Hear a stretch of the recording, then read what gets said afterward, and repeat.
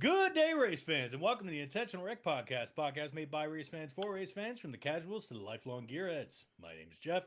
I'm here with my fellows Corey and Finn. You can find us on YouTube and Spotify under the name Intentional Wreck. You can find us on your favorite audio platforms under the same name. You can also find us on Twitch. Check out our website at wreckpod.com for all of our news and everything related to our NASCAR Racing League. And for a more interactive side of that, please make sure you join our Discord server, as we've got a new game, new season, and a whole bunch of other stuff that we're going to get into later today about that particular thing. Especially if any of our league guys are going to be listening tonight, you're going to want to tune in, because we're going to want to talk about some of the plans on what we have moving forward, because we got some pretty good stuff going on. All that being said, we are coming off of a race at Iowa, and I personally thought it was a pretty solid race. But before we get into that part, how are you fellas doing? I'm not too bad. Not too bad. I got Not so bad. I sat down and realized I got like baby stuff on the shirt. So black t-shirt with baby on the shoulder right before the podcast. Probably not great, but Baby left the mark. Formula. That reminds me, on the military subreddit, there's a guy that's in a chow hall in his military uniform shirt, and then the caption says, "I hope everybody's having a better day than this guy." And on the back, there's just a white stain in the shirt that's clinging the back of it together. Obviously, not from a baby. Stain problems all around. I think you get a pass for any stain up here. You know what I mean? Yeah. I think you're good. Yeah, she had a bottle and passed out. Dad problems. I'm actually too have gone through a major father milestone. My daughter has her first like big celebrity crush, like her first boy crush of all time. So, Oh boy. Brian Blaney. Not NASCAR related. It's an actor. God, Are we playing the poetic justice that would have been. Is this someone that Jeff and I would have heard of before? This is a major A-list actor. I'm going with Tom Holland. It is Tom Holland. It is. Spider-Man just came out, yeah. Yeah, we went and watched Spider-Man Brand New Day last weekend. And I got up the other day and I was working. I was just like, hey, I need something in the background. I've been in a Spider-Man mood. I like Spider-Man. So I turned on the first one, and she sat. My daughter does not watch movies with me. She doesn't. She games. She's doing everything. She sat down, no game, no nothing, asking me questions about it. And Maguire. Locked in on Tom Holland. And she's like, he's so handsome. And I was like, do you like Tom Holland? Do you think he's cute? And she's like, you're going to be mad. And I was like, no. And she was like, I want a poster. And I was like, all right, I want to embrace this. I'm good with it. You know what I mean? Like, every girl, a little Justin Bieber, One Direction. If there's, she could do worse. She could do worse. She could do worse. I heard he's yoked up in the new Spider-Man movie. Oh, yeah, he yoked. I think I know the exact scene that my daughter went. They make them like that. So Daddy, why don't your muscles look like that? Hey, hold on. This is the whole reason that Finn's rocking the beater while he's recording. Changing the daughter beater. I thought he was like, why don't I look like that as I dump my fries into barbecue sauce? I gotta put the shoulders out tonight. My wife always says I catfish her because I have really like broad like shoulders. Like I look bigger from the shoulders up than I do from. So.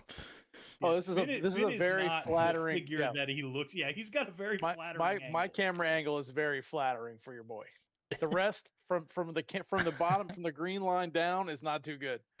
Yeah, we're good. We're cooking with gas. So, major milestone moments in the Finley household. Also, taking her to her first race this year. She'll be joining us for either Darlington or Charlotte, the Charlotte Oval race. Nice. And then I also got the go ahead from the wife. I will be going to Talladega this year. Oh boy. Hey. Yep, I'm going to be visiting Nick. We're going to be going to a LSU Auburn game. At Auburn, I believe. I think so. And then if you're going to Dega, then yeah. It makes sense, right? Yeah. So we'll be doing that, and then the next day we will be going to Talladega. I'm genuinely curious to what is going to be louder of an experience, an SEC football game or Talladega. excited. It depends on what the noise that Right. you're looking for. It's Right, just exactly. like Cars count? the sound of race cars. Like it's kind of If hard. cars count, then it'll be But Talladega. LSU It's Auburn cars is gonna count. be it's gonna be intense. That's for damn sure. So that is definitely a given. I will give you that. I've actually been, as we're kind of opening things up, I've been waiting because Corey got first comment, and I haven't seen Dilly pop up, No, I haven't. and that makes me worry. I think for the Dilly's next playing segment. FIFA. Yeah, I'm wondering what's going on with that Well, He is playing because, FIFA. like, if he's not in They're the all chat, it's playing going to be weird when I try Dilly and wish and him a Dents happy 47th and birthday. Gamertag are all playing FIFA together right now. That's exactly what's happening. I see where the All right, well. dedication is. All right, Yep. no race tonight. Yeah, Everybody season does ends and FIFA, everybody starts forgets ignoring about your boys. All right. Hey, hey, listen, there's some folks in here. Now, I will say it's been pretty cool. Bobby Lee, our rookie of the year, has gotten into iRacing. So he's been going through, as you know, Corey, the street stock hell of the rookie when you first start out on iRacing. And then, of course, everybody's playing a lot of FIFA lately. I don't know. I think it's cool. We're expanding the community a little bit. We're still always going to be a NASCAR 25, NASCAR-centered community. But I think it's cool to see the guys playing other games. But there's still scheming. I mean, that new game comes out, in a month? Month, yeah, 5 weeks. So they're scheming as we kind of work through, and we'll talk about a little bit. Yeah, you know what? Fuck it. We'll start here. We'll start with the IWP, then we'll go to Iowa, right?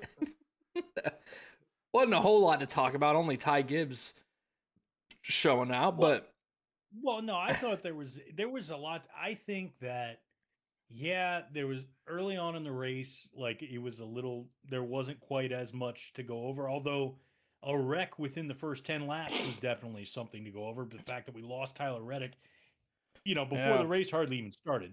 Bro, he has dropped to fourth. Yeah. I mean, the standings themselves and the flips that have happened along with what we're dealing with right now for the last chase spots, I think we'll get into that in general right before we preview Richmond. So I definitely want to get to that point. But if we're going to talk about Iowa, one of the things that I thought was really good about this race, in particular, I think the entire third stage was very compelling, but the last two rounds of green flag pit stops, which there were reasonable amounts of green flag pit stops during this race, made this entire race, in my opinion. And the strategies that came along with them, including the 2-tire stop at the end that made things interesting, definitely added to the compelling nature of this race, on top of the fact that we actually saw catching and passing throughout the back. Iowa is a low-key awesome track. And I don't only say that because of my success at it at IWP, but it's just kind of awesome. It's its own, like, it feels simplistic. Like, it's a short track. It's less than a mile, but it's somehow different than all the other short tracks in that it doesn't race that way. It doesn't race like Richmond or I don't know, Bristol or Dover or some of these like shorter ones where it's like it's really flat and all this kind of stuff. I guess Dover's a bad example, but like same with Richmond. It just no, not really though. But like it's just I don't Richmond's know. banked. That's what I was getting at. It feels faster than the other short tracks, even on TV somehow. It's because straightaway. Yeah, I mean, it's like there's room to run. There's multiple grooves. They can really let it rip. The straightaways are long enough to actually get up to a decent speed, unless you're Denny Hamlin.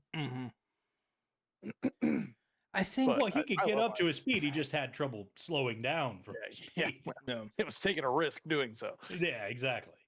I'm conflicted a little bit about this race. The plus side is anything that I have to say, I think is going to be kind of fixed by their decision to repave next year, right? For next year's races. So we'll be repaved next year.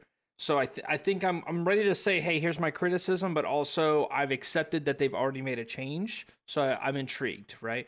I will say this though. I think this is maybe the first, at worst, second 750 package that I walked away not very impressed. And I've said it before.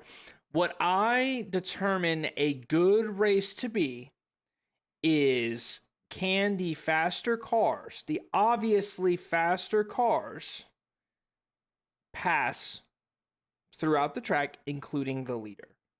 And yes, like I watched a lot of Briscoe, right? Briscoe during that first stage ran down a lot of people. I watched him fly through the field through maybe not the first stage. I think it might have been the first green flag run of the second stage. I think it might have been. But there was a long stage period where he was really, there was some tire wear. We saw Reddick struggling handling. So those are good signs. There was not a green flag pass for the lead at that race. There wasn't. The leader took off every single time.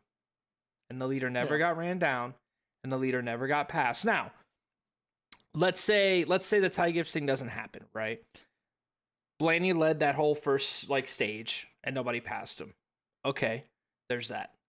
Not the end of the world. Blaney, for all intents and purposes, was the fastest car of the weekend. So I'm not going to be mad and be like, nobody passed Blaney. Blaney was fastest in 5-lap, 10-lap, 15-lap, 20-lap, and 30-lap splits in practice. Not surprised he took off, right? Then Bell somehow got the lead. I can't remember if it was like an off cycle or if Blaney 2-tire pit or, whatever, but Bell was a quick car. Bell took off. Nobody was near him. And it took a 2-tire stop to get in front of him. And when he ran, now it would have been different if Gibbs was out front and Bell just was obviously faster but didn't catch him in time. But he caught him with 10 laps to go. And I think I think it's a little worrisome that with the package and the car, I think the track was a little too single laney, that the fact that he couldn't even compete with Gibbs, that Gibbs was literally just able to aero block the fuck out of him. That being said, Chris Bell is a fantastic race car driver. But when you watch whenever you guys want to watch a football game and then you watch a Hall of Fame coach struggle with basic timeout strategy or time management strategy. That's a great analogy. Watching Chris Bell trying to pass a car that he's obviously faster than, having 10 laps to do it, felt a lot like watching Andy Reid manage timeouts. You know what I mean? It felt a lot like, what are you doing? Right. That's the great paradox of NFL coaching, is that every Madden player is better than them at timeouts. And again, I couldn't get in the car and run within 2 seconds of Chris Bell's lap time at a single track on this circuit. I fully accept that. Who? But Chris Bell. 2 seconds. With all the race cars you regularly drive all the time, real in person that are not virtual. Buddy, if I listen, it'll be a miracle if I don't stall. Please enlighten me, dog. Yeah, so here's the thing. If I don't stall the car, okay? Yeah, 2 minutes, dude. Oh, I can get, listen, a lap time is here. The big thing is going to be commitment levels, right? Are you ready to commit to moving that fast?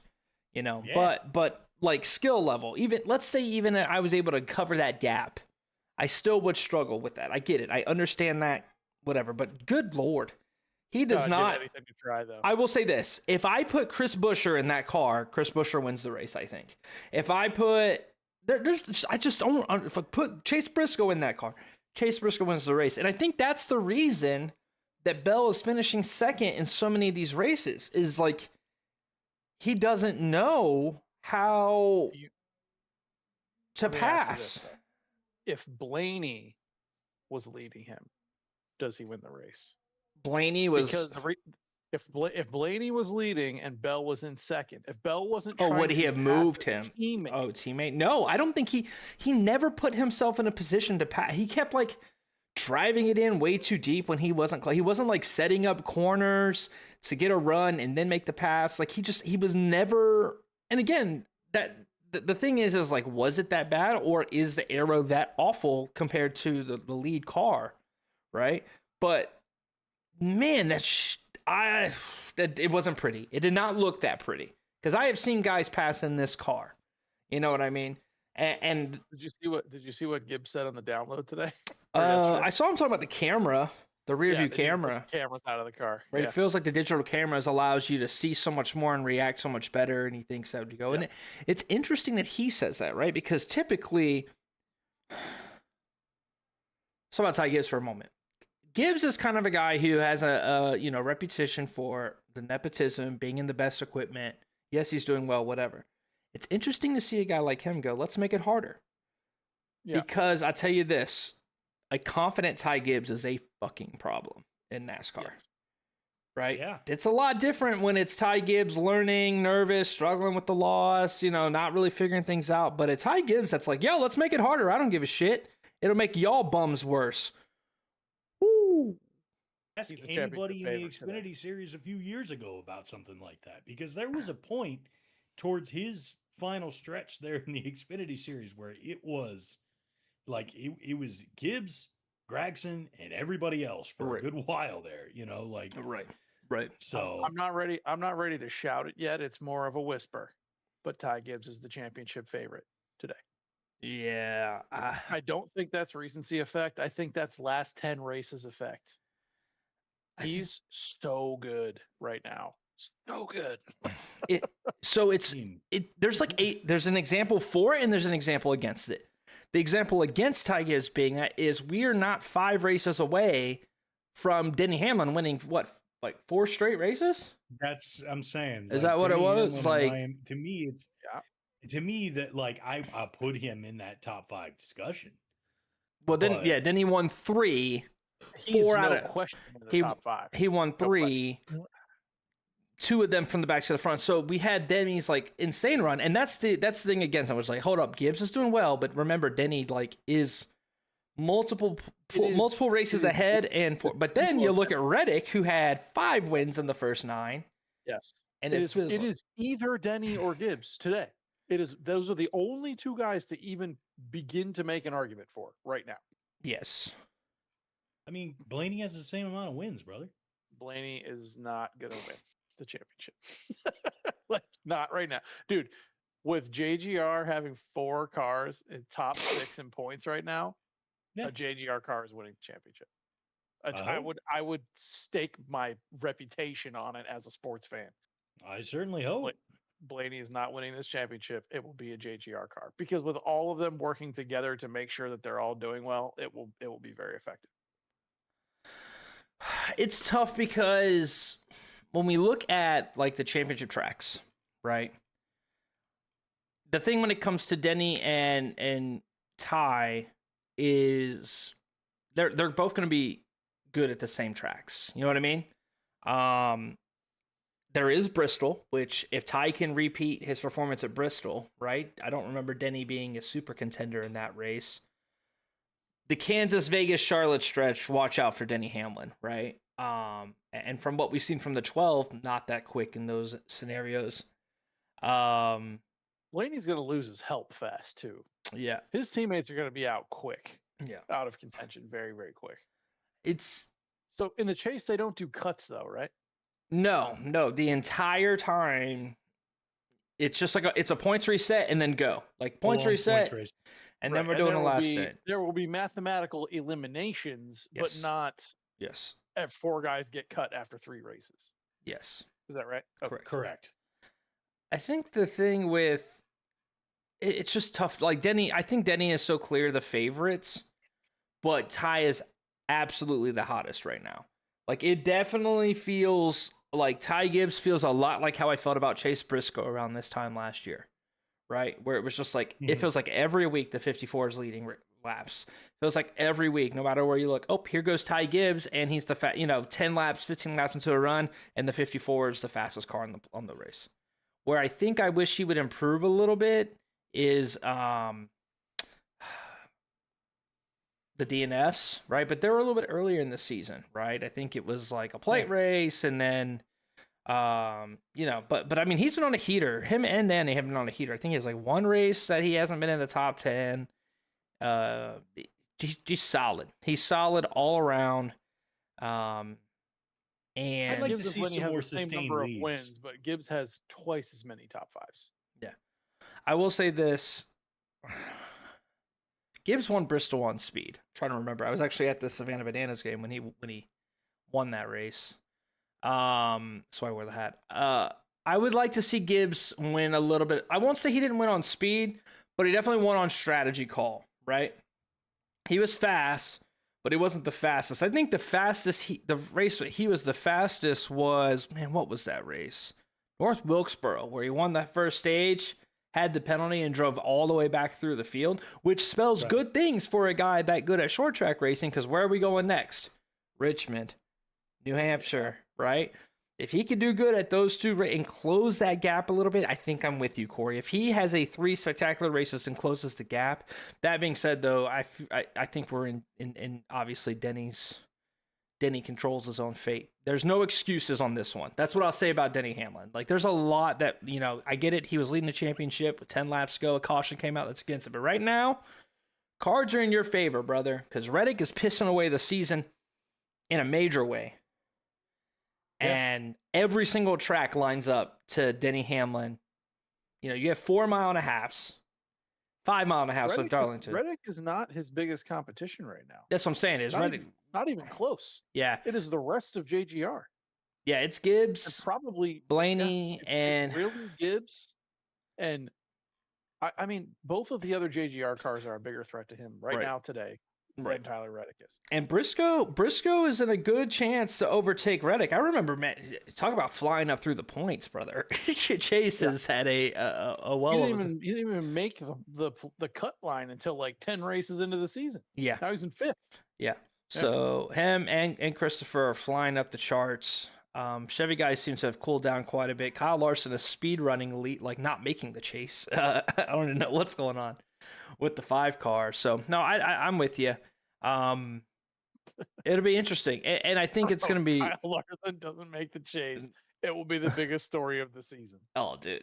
I mean, he still doesn't have a win, right? I was really thinking about this the other day about like how many we have guys that really have won. Obviously Denny and Tyler have 9, together, but there's been a lot. Despite all the multi-race winners, there really have been a lot more winners across this season. It's really been fluid. Obviously, Shane is an outlier, winning his cup races. Logano, Suarez, Hocevar. But yeah, there's quite a Cindric. No, wait, Cindric 0. My bad. I was looking at the wrong spot. So yeah, you were looking at top 5s. Cindric having one top 5 is 15. crazy. I think we had 15 the last 2 years. Yeah.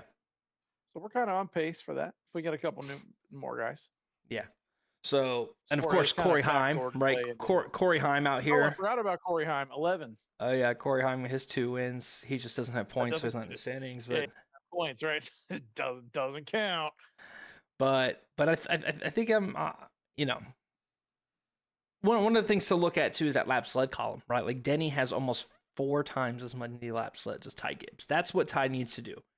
I need you to go, really be the fast car. That was maybe the difference between Chase last year. Briscoe last year, it was like from Pocono on, chances are the night team is going to lead the most laps in a given race.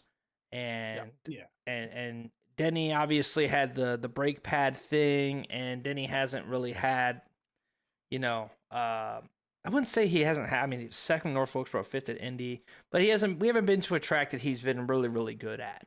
Right, we've been away from those mile-and-a-halves where that Toyota dominance, and then the 2 road courses, they didn't really do much for him. So I'm super stoked for the run, but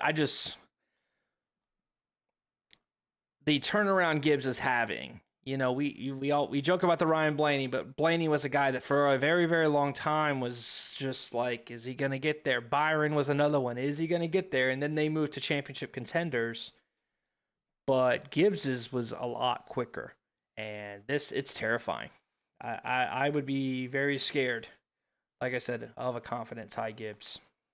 Well, you just touched on exactly what I am curious to see, because it's the one thing that I feel like that it's the only thing left, in my opinion, to really solidify things for Gibbs, and that's just more sustained leads. Yeah.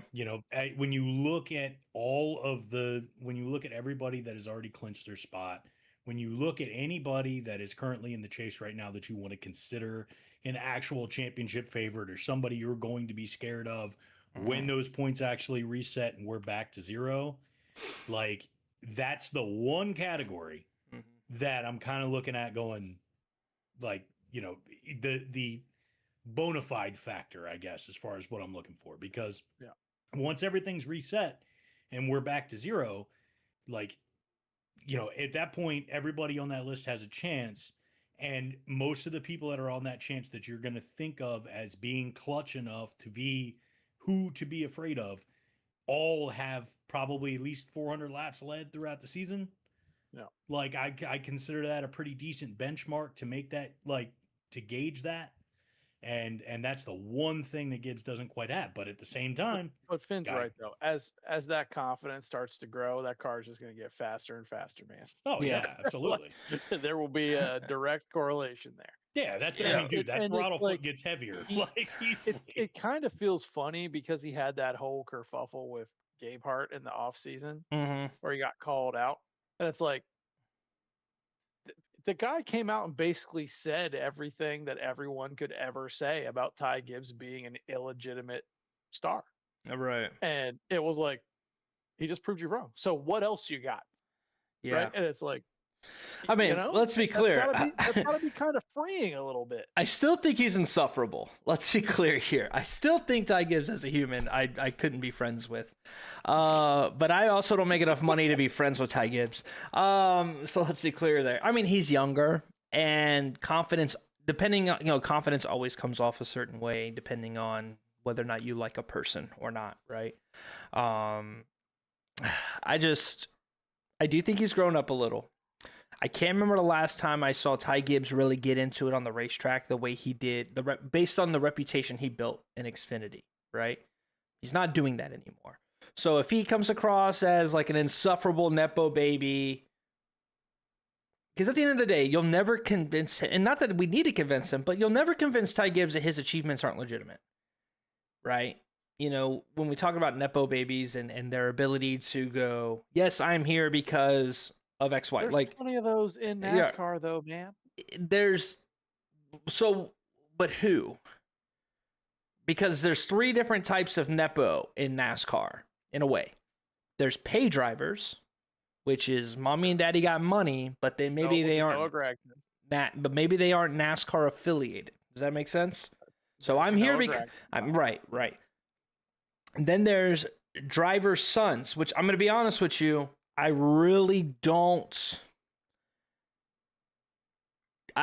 consider, of these 3, they're at the bottom of the list for me in terms of how much I hate them.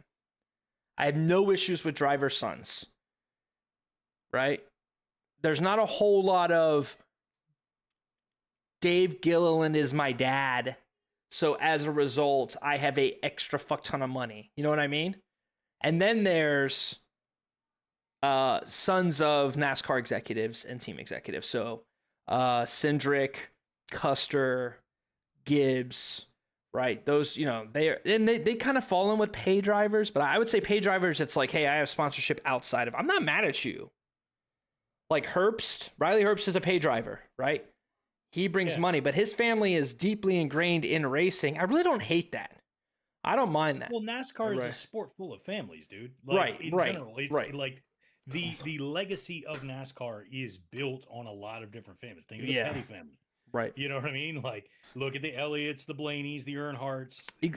Right, but like again, I don't really consider them Nepo babies. Did they get did they get an opportunity because of their name? Well, yes, because they grew up in racing, right? If your dad's a race car driver, chances are you're going to learn a thing or two, and maybe a sponsorship opportunity comes your way. Right, but you like also probably grew up at the track, so people knew you. Those relationships and networking, sure. You had a few doors that were open in that, but not quite in the same. You might have had doors that were cracked open for you. Yeah, but it's not necessarily like you were dragged in the room every time. Which is a different. It's like you were placed in the room. Like, I understand what you're saying, but like, you have to get in the car and drive it, right? Like, right? Yeah, absolutely. Yeah, like, that's the thing that separates. Richard Childress is not climbing in a 3-car and driving it for Austin Dillon every weekend, right? Like, that's not a thing. He has to still get out there and take the risk and do the thing. I understand. Yeah. All of that is true, right? Yeah. I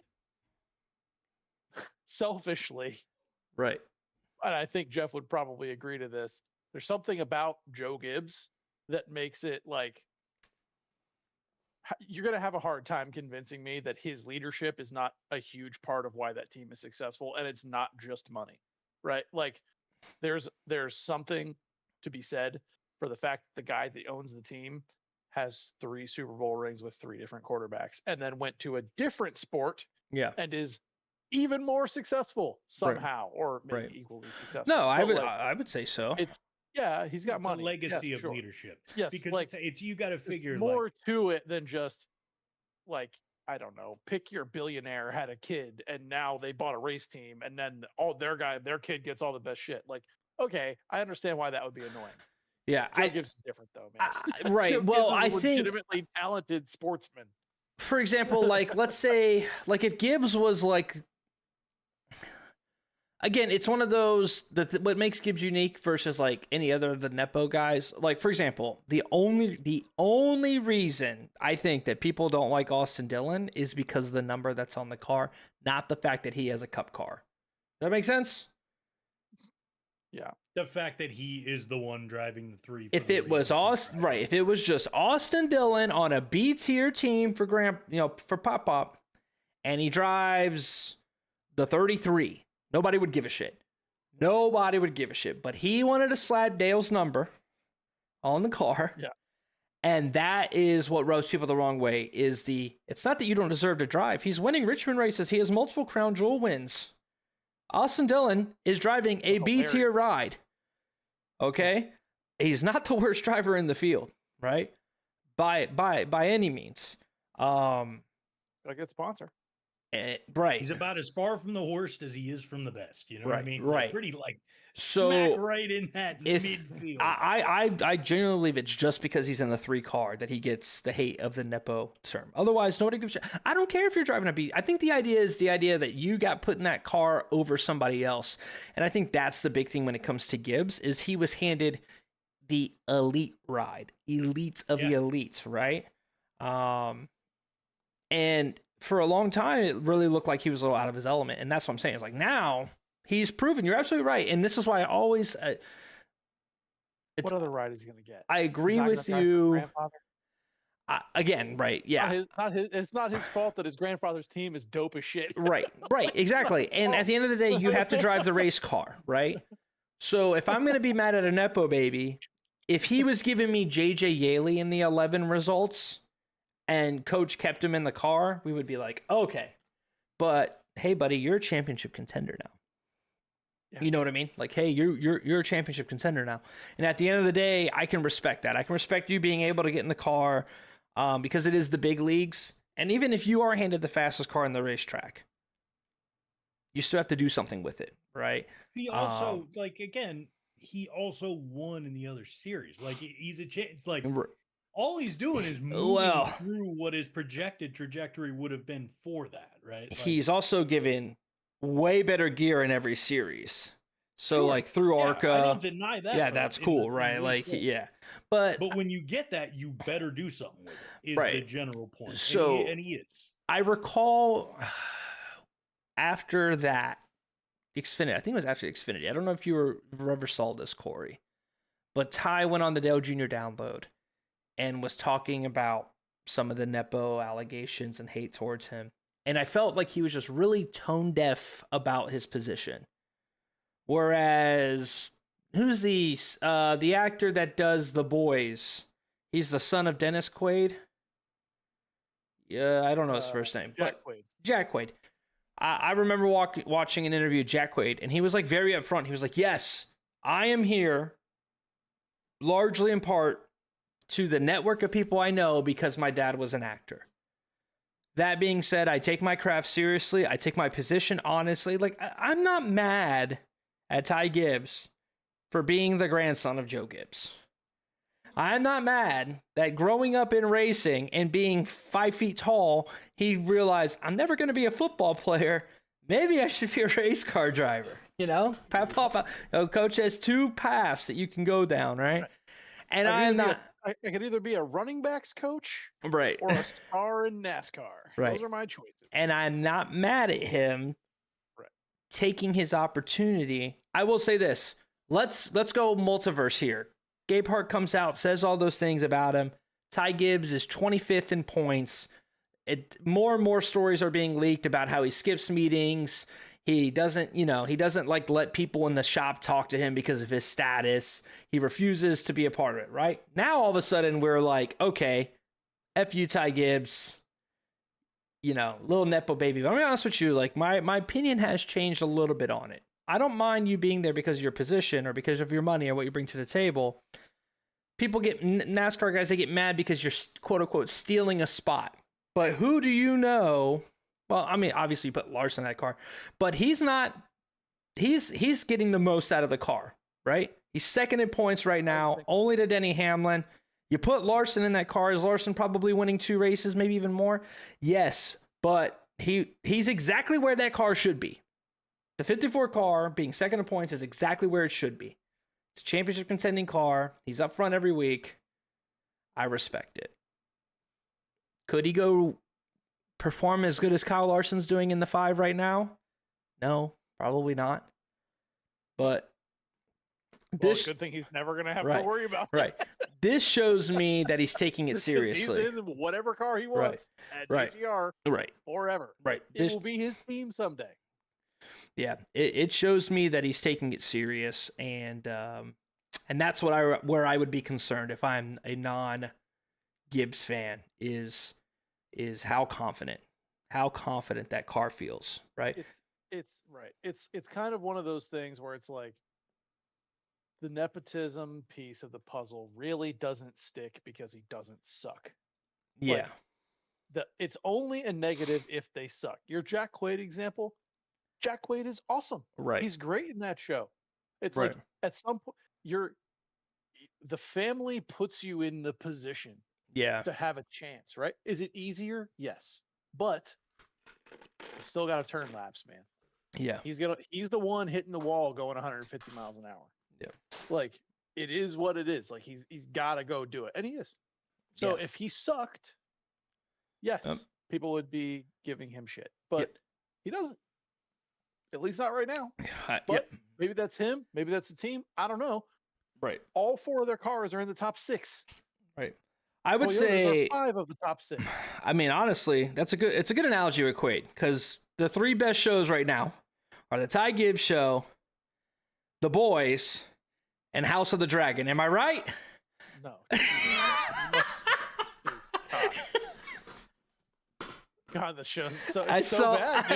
I saw your Facebook comment or your Facebook post. It's so bad. You know what? I don't watch The Boys either. Had to tie it in. No, while you were talking in my brain, I went, how do I tune in this? Because I know, like, you're only making a comment about that on Facebook if you're genuinely annoyed with it. It's so bad. I will die on this. Dude, Rachel, we're working our way through the most recent season. I've been keeping up. I've watched all of them, right? We made the mistake of simultaneously going back through Game of Thrones. And Game of Thrones is so good. Yeah. Like, it is the greatest television show that has ever been created. House of the Dragon cannot hold its jockstrap, dude. It's so bad. It's so bad. The acting is bad. The writing is bad. For me, it's bad. It's so dependent on CGI dragons, and I'm the fuck out. I'm out. Yeah. I mean, we turned it off. In the title, Brother, I understand, but like, come on now. We need more than just that. Like, it feels. But if I turned on this show called House of the Dragon, there wasn't any dragons. I'd be kind of mad. I understand that complaining about CGI dragons in a show called House of the Dragon is weird. I get it, but it's too much. The show is so dependent on that it has literally nothing else to offer. Nothing. The only good actor or actress in the show is Matt Smith. He's so good, and everybody else is terrible. Everyone. Who does Matt Smith play? I don't know who Matt Smith is. Damon. I really don't even like him. And it's not because of Matt Smith's acting. I just don't like his face as that character. He doesn't scare me as much as a character. In The Crown, he's excellent. In Doctor Who, he's an excellent actor. Yeah. Everyone else on that show is terrible, and they could probably just cancel it right now because it's so bad. Anyway. Oh. You don't know. you did it. You knew you were gonna get me, even though you knew you were. Yeah, he got that your goat on that one, bud. He got you. He got Got you the good. blood flowing. I got the Hey, blood I knew I could flowing. have just muted. I could have probably walked out of the room, Yo, made a sandwich. If ever Like- you want to do like a special episode 30-minute breakdown of why that show is so terrible, count me in. Yeah, hell yeah. Let's just talk TV. On Are our we next soft episode. launching Let's us go with that. becoming a multi-topic podcast? The Oh, intent, the great, IWP becomes Just what I wanted. just yes. all of our little spin-off shows. We're the Intentional Watch podcast. Yeah. Intentional watch podcast. Can't I wait. agree. The acting, very specifically Rhaenyra, takes me out of Good it. ATV Rhaenyra's fans. so bad, dude. Yeah. Rhaenyra's her little helper, her master of whispers girl, Yeah. also terrible. Alicent is terrible. The autism girl is terrible. I don't even remember what her name Autism is. Girl is terrible. It's They're all terrible, I don't think I would hate the storyline.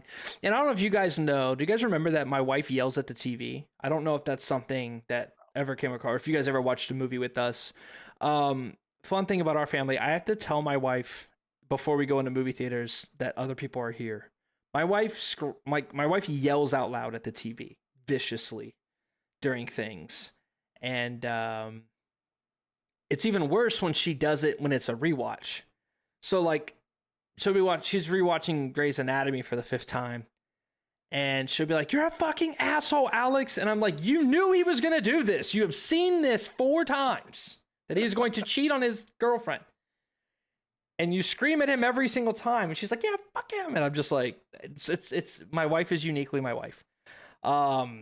But yeah, this one has been one where she's been getting frustrated at it because she's read the book, right? So Canon getting away from they're getting away from the books and not doing a good job with their writing. So the NASCAR writers aren't doing a good job either. They can't pick who they want to be the championship favorite. They've completely forgotten about the Lannisters, aka Hendrick. That's a hilarious bit. We've just got Aegon and the Diamond Eye. Aegon is definitely Ty Gibbs. For sure. I don't know exactly who Denny is. But yeah, we might have to do a House of the Dragon NASCAR comparison. But I think the season on NASCAR has been pretty weak. I'm curious, guys. Tying it back, Hendrick, when's the panic button? Oh, they've been pressed that, dude. Then what is the panic button? Because going into this season, the idea was 3 guys are guaranteed rides. Is that right? 3 guys are guaranteed ride. Alex Bowman was the scapegoat. That's obviously been settled. We have a new blood coming in. How long, if you're Mr. H, are you going, "Hey, Chase, Kyle, They'll never William." They'll never dump Chase Elliott, and they'll never dump Kyle Larson. The only one who's even the slightest bit warm is William Byron. Think William Byron's seat getting heavier? Or are we talking? Or at this point, are we talking about crew chiefs? Are we talking? Cliff's obviously good. Cliff's fine. They're not going to fire Cliff Daniels. Alan Gustafson. Who's the crew chief for the 24? Randy something. What's his name? William Byron. Rudy Fugle. How long? Do you swap? Would you consider swapping crew chiefs? Is that your what would you do? Would you swap crew chiefs? How much can you blame? I think that's probably in play. I think that'll happen before any of the drivers get switched. I don't think any of this is in play until after this year. I agree completely with that. They're not going to do anything in season. Okay, so Like, let's you can't do say anything with most of these guys, because the other thing is, remember, these guys are all still in the chase hunt. So like that, Right. like you can't make these drastic panic button decisions before you roll into the postseason. Like that's just not how again, I'm not thinking a driver change right now, right? But the idea is, okay, we get to blame the nose all year long, right? We get to blame the nose all year long. But it was always, okay, we suck, but the Chevys across the board are bad, except for SVG at road courses. But everybody else is bad because of Chevy, the nose, and we're all adjusting. But at least we're not as bad as Ford. Well, guess what? Ford's fast again. Last 3 weeks, Joey Logano has been at least closer to Joey Logano than he's been to Cody Ware. Yeah, about damn time. He was always underperforming, dude. Top 5 in practice this week was pretty much all Fords. Blaney, Cindric, Logano, Gilliland, and I think there was one more. Right? The Fords, in my opinion, we're getting to the point where Hendrick is, I mean, what team right now in these current cars, and you're a driver and you get to put yourself in a car, Gibbs is the first team, right? If you had an opportunity right now to drive a car this for the rest of the season and you're a driver, you'd want to be in a Gibbs car first, right? And then a 2311 car second, right? Are we all in agreement there? What's next? What car would you want to be in this week, if not those two? Are you hearing him breaking up terribly bad, Jeff? Okay, cool. Yeah, I thought it was just my connection. So oh shit. Well, it says it's fine. It's usually Jeff's connection. Finn's okay. Connection is back up. Are we a little bit? Okay. I think we're asking. Would you rather be in a Hendrick ride than a JGR ride right now today? No, that's not what I'm asking. Okay. Why is my shit so bad? Am I back? Okay, I can hear you now. Okay. Question. If you get to be in a ride right now, the top 2 rides that you're going to be in, right, would be JGR 2311, right? That's clear. Right? Yes. What's the next? Yeah. If you couldn't be in any of those teams, what's the next team you'd want to be in? Penske. Okay. What's the next team? Spire. Hendrick. It's not Hendrick. It's not Hendrick. It is still. It is not. To figure it out. It is not. For me, it cannot be. I think if you're it's a matter of whether you're thinking short or long term. No, I'm thinking speed right now. No, speed right now. I want to win races. I want to compete for wins. Brother, it's legacy. Not Spire? It could be Spire and then legacy and then Hendrick. Yeah, I'd have gone with Spire before any of the others. Yeah, Spire and then legacy and then Hendrick. Maybe. Where the fuck? Like, Chase Elliott is dog shit slow. I mean, part of me really loves it. I mean, they're kind of. I don't have a problem with it. Yeah, I don't have. I mean, we can narrow it down. Like, Spire would be the only Chevy car that I would jump in. Right. Exactly. Like, right. That's the biggest difference right there. But I mean, otherwise, I'm taking a chance in a Ford or Toyota if I got a chance. I guess that's the real gist of it. But even I mean, a blind squirrel like Hendrick Motorsports finds a nut every now and then, right? No, they have 2 wins. And that's what I'm saying. Like, poor little jumpstart team. And both of them were, I won't call them lucky, but it was Martinsville. And what was the other Chase Elliott win?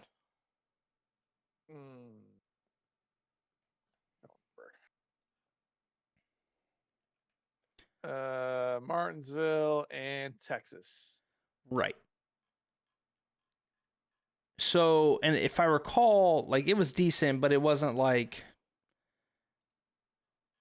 Let's see here. No, it did lead a decent amount of laps. There is no moment this season, not for one single moment, where a Hendrick car has dominated the field. None. Right. 0. That's the closest, right? Right. That was 87 laps led and winning the race and having the fastest lap. Chase Elliott. Right. But which is not where you want to be. Yeah. So, like, that's what I'm saying is when with my question of, when do we start hitting the panic button? Here's the thing, like, wherever you think the logical thing is, Mr. H is going to be earlier than that because they don't play, right? Hendrick had its dark years, but then again, you get a good nose, right? Let's say this, you get the nose change. Let's say we change the car going into next year, and then let's say they're still dog shit slow. Let's say we hit the summer next year, Hendrick still hasn't figured it out. I mean, Chevy did screw them, dude. Chevy screwed them all. Yeah, the Like, Chevys. the whole taking the Camaro out of the production line is dumb. Like Yeah. that was a bad thing for the Chevy NASCAR team, Mm-hmm. and they're reaping what they're sowing. I mean, like, it's not my point is, I guess I do not blame Hendrick personnel. This is a Chevy problem. This is not a Hendrick problem, and they are limited by what Chevy gives them in terms of body, right? Like you keep saying the nose. Mm-hmm. Yeah, Chevy screwed up bad, and this is what you get. So I think if honestly, if you're Rick Hendrick right now, is your ripcord internal or is your ripcord, hey Chevy, fix this shit, or we're Right. going to change manufacturers? Oof, Hendrick not being at Chevy would break the sport. Insane, but Can't if do they're that. not, Right. if they can do that. Like, it's unlikely, but they can. Yeah, if there's anybody that could. Well, Right. well, again, what OEM? Dodge. I think like You talk about some shit that would just I think break Dale. NASCAR I think wide Dale the would. fuck open. Dale would come My out of the grave. God, you think, I'm just thinking about like No. how wild would that shit be? We rolled I into the mean- season. None of the guys that are like in the contention right now like get there. Like it stays the way that it is. No one from Hendrick even sniffs, and Mr. H just goes full nuclear, Right. and it's like, fuck you, Chevy. We're going with Dodge, and changes the whole landscape of the. I mean, hey, these are the hot takes you get from having a NASCAR Right. noob on your NASCAR. I will say podcast. this though. I will say this. Let's entertain it. Let's entertain it. Let's say we get 2 more years. Chevrolet sucks, and Mr. H is convinced that the problem is not who he has. The problem is the body Chevy. and Chevy, which historically has thrown so much money at the sport, specifically them. But let's entertain the thought. Well, I mean, Joe Gibbs did it too. Let's keep that in mind. Like, Yes, he did. Like, his entire thing was Chevy ain't getting me what I want. I'm going with Toyota. Look So- what he got out of it. I think you lose your drivers. And I don't think you lose your drivers because of the OEM shift. No. So you've got Kyle Larson, who's probably approaching like at that point, 2 years from now, he's approaching the back third of his career, right? Because Kyle Larson's made it very, very clear he doesn't want to be racing too long. Byron and Elliott are in their complete primes, okay? And now, after 2 more years of this, is what we're assuming, right? 1 to 2 years of this. And then we're not even guaranteed that the Dodge is going to improve, that we're going to be fast with Dodge. There's no guarantee of that. Dodge trucks aren't doing anything. Is the body going to be any better? It's the same engineers. It's the same teams. The only thing that changes is the Dodge body. How do we know? I think at that point, you're jumping ship, because they would put Chase Elliott in the 2 car tomorrow. William Byron could absolutely go land himself a JGR ride. Kyle Larson goes a free agent, decides not to sign anything. Any ride he wants. Kyle Larson, a 2311 with his best friend Kyle. I was going to say Kyle Or Larson Denny. in the 23 would be really, really sick. You know what I mean? It would, you know what? It would be a scenario like a Bubba, who is a proven driver, who's solid, but isn't, doesn't have that upward momentum or movement, would have to go to a Hendrick to help like rebuild and improve them to be a veteran on those teams. Or a Chastain, right? Like somebody who's in, worse equipment. Zilich, I think, would stay. I think he's young enough to go, okay, I'll be the face of Hendrick Motorsports. Yeah. But, Oh no. But Yeah, like, rough one. right. What a tough gig. But like, that's what I fear. Like if Hendrick doesn't, because again, it's a battle of time and your driver's prime, right? Like I don't know off the cuff how long these guys are signed, but I genuinely, like if I'm a driver, we can't go 3 to 4 years. I can't go 2 more years of this and then a developmental year on Dodge. Not when coach is calling. Not when Denny's calling. I mean, you may be right about that, but Right. if the question is, what does Mr. Hendrick do? Right. Like, Yeah. maybe you lose your drivers, maybe you don't, but he's going to have those conversations ahead of time. And what if he tells his drivers, like, look, guys, I understand what you're saying, that you're going to walk if Chevy doesn't, if we can't get this figured out, but Right. they're shit right now. They're they awful. suck. So like, They're awful, and the fix isn't you don't think engineering. that let me ask you this: in all seriousness, do you think that their drivers are not considering jumping ship now? I mean, obviously, contracts is the big thing, right? Sure, but like that's not the question. The question is, It's like, would these guys like if it's if they if 2311 called William Byron and said, "Hey, this your contract lines up and we'd like you in the 23." You don't think he's taking that phone call? yeah, Of course he is. I think he's taking the phone call. I do think another thing is a lot of that sponsorship has allegiance and alliance with Mr. H, right? Yes. Like Ally, HendrickCars.com. I don't know how much Liberty is with William. HendrickCars.com on the 23 would be pretty funny. Oh geez, no. But I don't know. I don't think as a driver I'm ready to jump ship yet. But I will say if Hendrick, like again, entertaining the thought of Rick Hendrick goes, all right, guys, we're not getting the support. We're gonna make that tough choice. We're gonna go be Dodge's prime team, and Chevy's leaving us under. And that doesn't even consider the fact that let's say a year from now, Spire continues to improve as they have, and Hendrick stays the same. So now there's no excuse that it's just Chevy, because that's another thing I'm considering now too, is we can play this game of, oh man, it's the Chevys, we stink, whatever. Daniel Suarez and Hosvar the same amount of wins as Hendrick right now. Okay, the Daniel Yep. Suarez thing. I That know. one has a giant, Yeah. a big asterisk beside it. SVG has 2 wins. Road courses, big asterisk beside them. It's a third of the race, right? A third of the schedule. But like, it's not, but those specific scenarios, right. break the problem, right? If we're saying the problem is aero, Right. then It's just short. winning a race on a rain shortened race when you just happen to make a strategy call and get out in front at the right time, and then winning 2 road courses, it's not really aero centric, right? True, but So- also those cars are exclusive. Like they are faster. They are faster I agree at they're those faster. tracks. I agree they're fast. And they're competing for poles. If you don't remember, the 2 drivers on pole in that Texas race were Hocevar and Suarez. That was the front row. So I think right now, yes, Hendrick gets to say the body's the problem, but they're not the fastest of the Chevys. They're not.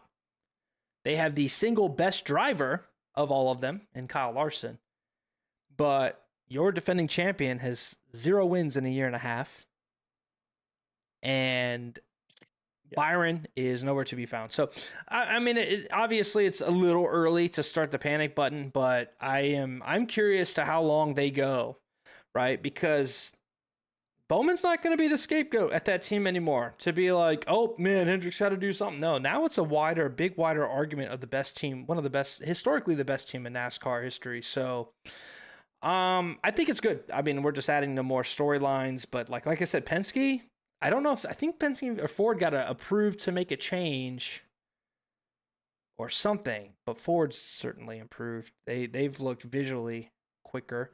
Maybe not. I guess seen any of the RFK guys around lately? I feel like I haven't seen a whole lot of those. Kozlowski was supposed to be. You said the Fords are faster. I'm like, what? I mean, Like, not really. Not that I've The seen. Blaney's are faster. Yeah, Logano. Blaney's Well, fast. Logano has improved. Cindric has worked his way upwards in the points. Logano has a magical connection to North Wilkesboro that is really fun to watch. By the way, my early line would be watch out for Joey Logano this weekend as well. Yeah. But I mean that's been my prediction for weeks. I think that didn't me and Nick do an episode, just the 2 of us or something, or no, me and you did. Me and Finn, you. it was Me and you. Yeah, it was like this was like weeks ago. I'm going, Logano's making the chase. He's gonna be fine. Like, look at these tracks, and I've been proven right, and I stand by it. He's probably gonna slaughter at Richmond. He's gonna do well. Well, this is Austin Dillon Joey week. Let's be Logano. clear. This is Austin Dillon week. Yeah, this is Dylan week. This is Dillon week. Hell yeah. This is Dillon week. He will wreck the shit out of Joey Logano to win this race. Lock the 3 in. Proven that. So, no, and I'm excited. We're 750 package back at Richmond. The racing there has been decent. It as you guys have been to a lot of these races. A lot of like people trying to run that high lane in 1 and 2. I'm very curious to see what that looks like now that there's some extra horsepower. and see if there's something that comes of that at this track, because this is the first time we've been back at what has historically been one of the best short tracks on the schedule. Big tire eating track. Now we've added a bunch of horsepower. Denny Hamlin's going to win by like 5 seconds, but I'm here for it. But here's the thing, like you hit on exactly what I was thinking too, is that this is one thing that I've been waiting for. You took a Richmond race off the schedule because it hasn't been compelling over the last few years. Mm-hmm. You've, like, even before that, things were getting weird because you were running 2-day races at Richmond over the course of, in the middle of the hottest times of the year, aside from like the spring races were even hot in those cases. Mm-hmm. And you were already just sort of moving your way towards the idea of removing a Richmond race for the longest time. And to me, one of the biggest detriments to the quality of racing that was happening at Richmond, it was one of the most significant tracks on the schedule in which horsepower was that and Martinsville, the 2 Virginia tracks, Right. that one of the most significant factors to the lack of quality of racing could have been attributed to the lack of horsepower in the current package. I am excited to see what happens with this car back at Richmond. I think we got a preview, like, somewhat for Iowa, but the biggest difference is Iowa's fatter. Yeah. Iowa's got more room. It's like what Corey was touching on and being able to open things up a little bit more at Iowa. I think you kind of shrink that down a little bit. You take away some of the space. You force guys to kind of force their way into certain areas that they wouldn't ordinarily try and get into because now they have the car to do it. Yep. I think we're going to see a more compelling Richmond race this coming weekend than we have in a very long time. Yeah, I'm here for it. I'm here for it. Yeah, it's a night race. Love that. Yep. Yeah. Yep. And I mean, will because Finn Deutschland. would say this, like, there was a time in which that late season Richmond night race, I mean, there was plenty of times in which it was a playoff race to consider, but there was a point in time in which that was a season turning event. Yep. And it was must see TV on Yeah. a yearly basis to watch that race. Yep. It had, like, Richmond has had a reputation for a reason. Part of that was because Junior was really good there, so Yes, that everybody tuned in sure. on that race. But Well, no, yeah, absolutely. absolutely. But you know what I mean. Like, based there was on always, based on where was- how have we been racing there? The lanes were constantly moving up. Again, I say this all the time, but there's old 2000s races at Richmond where they're highlining the whole way around, right? Like trying to figure out where that speed is, where you go has been the most important thing. So you're absolutely right, Jeff. Yeah. It's like you and there was like, and let's also take the aesthetic that was always there too, right? Because if you Oh, take those yeah. early 2000s races, that's when you had the grandstand all the way around the track, right. and like that, like the cars, like especially those Gen 4 cars under those lights at that particular, there was just something about the shine. Are you guys that going? came to it. No. I Didn't I make don't it. think we're gonna make it in this one. I know Corey's got some baby stuff going on. If it's a I'm all banger, happy. it's a must do next year. I'll get up there. If it's a banger, Okay. we got to. I was actually going to go to this one, but I'm in Germany starting tomorrow, so Right. the trip just didn't fall in the right spot. So, but no, I'm looking forward to a banger. I'm going to be watching it on Dilly time. So, if it's a night race, I'm going to be up at I might just have to catch it in the morning. I don't even know what dude, the hell's going no on. kidding. That's gonna be legit starting. It's starting at probably midnight for you. Yep, it is going to be the weekend, and I have a 7-hour train ride to Strasbourg, France. I think the next day, or train rides to Stuttgart and then France. So I don't know. Maybe I'll just take a melatonin at 4 a.m. and then sleep on the train. Figure Who it out knows? there. That's a way to go about it. Yeah. Before we bounce out of here, we got a couple things. One, it is Dilly's birthday. And Oh, we're giving him a second shot. How about Because I already told him he decided he was going to miss his own birthday shout out for his 47th birthday. We're giving a second Now shout we're out for dedicated time. Dilly's turning 47 years old today. We're going to clap it up for Dilly. Happy birthday, Dylan. And they are going to be racing NASCAR 25 at 9 o'clock right after we conclude here. Obviously, the season's done. More information to come as we go. We got some good announcements of championship trophies going out. Super excited about that. So more on that to come. I wanted to highlight the IWP iRacing. Bryce Hedgecock, some of them know him as Gamer Tag. We know him as Bryce. Finished P3, and I think he's had like back-to-back top fives in this. They're running a Monday night Xfinity. I actually got wrecked out the 10th lap of this race. Somebody came up and didn't realize I was there and turned us. But Bryce represented the league well. Last night got himself a clean P3 in a very competitive no wraps race at Iowa. I believe Nick won. No, Nick did not win.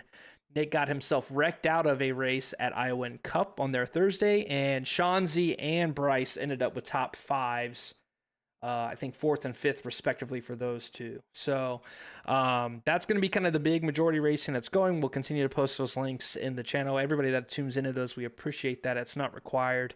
But we're bringing everybody, a lot of guys into that fold. We're still NASCAR 25, NASCAR 26 centered, but I don't know if you guys know, Bobby Lee Swagger's joined the iRacing ranks. So I think it's just going to make us more competitive as we go, as everybody continues to learn racecraft in that game as well, and now it's bleeding over here, and they're representing us well. So if you are, last chance to say this, if you are competing in other racing leagues, other racing games, I don't know if they do Forza racing, I don't know if you're an F1 guy, if you want to race under the IWP banner, let us know how we can help you, if that's covering entry costs, helping with custom schemes.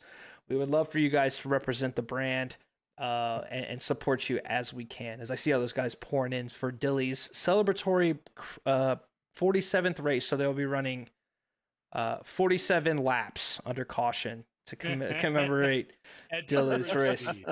So we call that a Richmond League race. You know what I mean? Actually, you guys went caution, green flag to checkered flag at Richmond this year, so shout out to that. So, but that's all I had on the league and the updates. More information to come. Obviously, the game comes out next month. Super stoked there. But yeah.